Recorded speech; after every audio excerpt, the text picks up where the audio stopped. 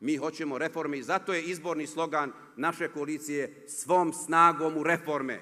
To je reč koja rešava naše probleme.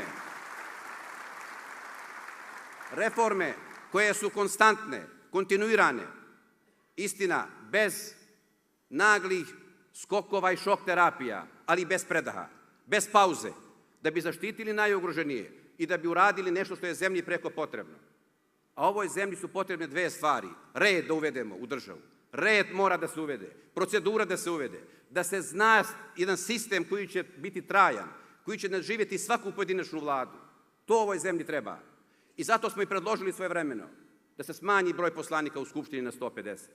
Da menjamo odmah izborni zakon. I verujemo da u SNS-u imamo podršku da izmenimo izborni zakon.